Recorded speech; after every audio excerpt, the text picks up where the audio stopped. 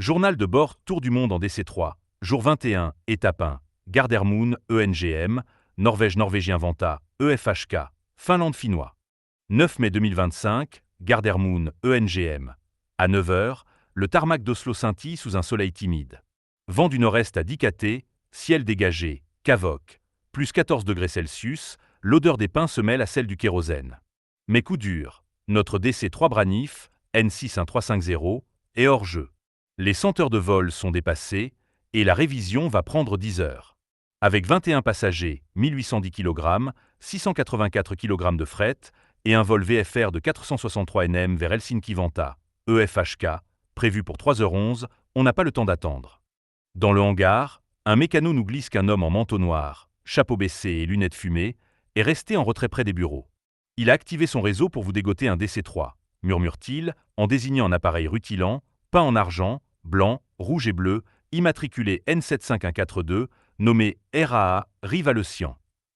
On doit le ramener à Oslo après nos livraisons à Helsinki et Moscou.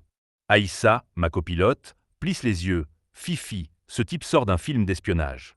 Un réseau de DC3 vintage? Il doit connaître du beau monde.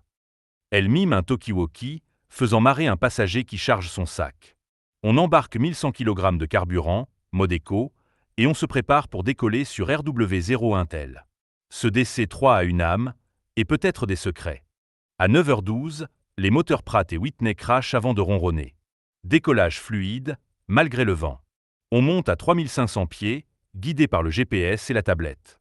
Aïssa ajuste les waypoints, chantonnant du jazz. Ce DC3 Fifi, il sent la guerre froide. T'as vu les bandes rouges et bleues? On dirait qu'il a volé pour des barbouzes.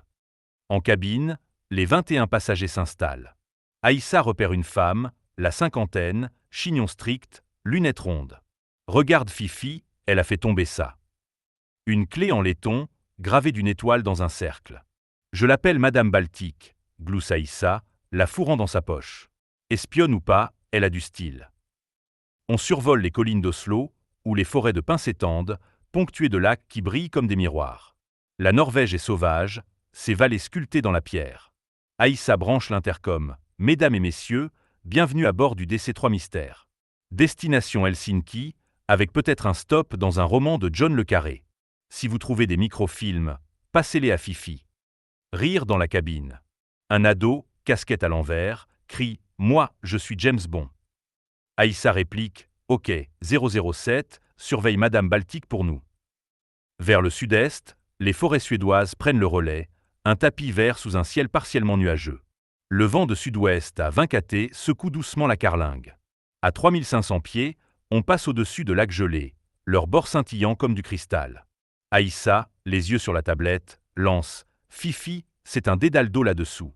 Parfait pour cacher un repère d'espion, non ?»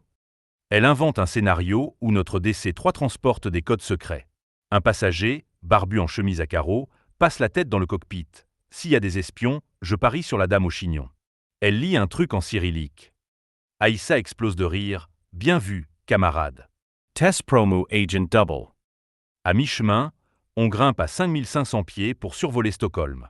La ville s'étale sous nos ailes, ses ponts reliant des îles au toit rouge. La mer Baltique apparaît, un patchwork d'îlots éparpillés, comme des miettes de terre sur un miroir d'ardoise. Aïssa s'extasie, on dirait un puzzle Fifi. Si on doit atterrir d'urgence, vise une île avec un sauna, 1. Les passagers, scotchés au hublot, pointent les voiliers minuscules glissant entre les îlots. Madame Baltique, elle, reste figée, son livre fermé. La clé dans la poche d'Aïssa semble vibrer d'histoires non dites. On approche de la côte finlandaise, ses pins serrés bordant des criques argentées. Le ciel s'assombrit, quelques averses frôlent les ailes, mais la visibilité tient bon. Aïssa vérifie la tablette, Helsinki en vue Fifi. Atterrissage sur RW33, vent à 15 kT. Prêt à poser ce vieux coucou?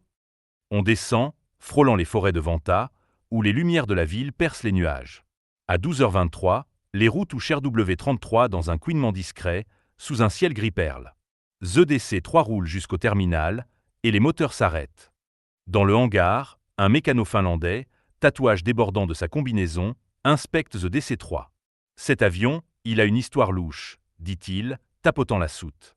Il ouvre une trappe scellée, rouillée, révélant une boîte métallique. À l'intérieur, Des documents codés, datés de 1953, avec des cartes et des noms en cyrillique. Aïssa, bouche bée, plaisante, Fifi, on a déniché le Graal. Des plans pour un sous-marin volant, ou quoi? Les passagers, agglutinés, s'excitent.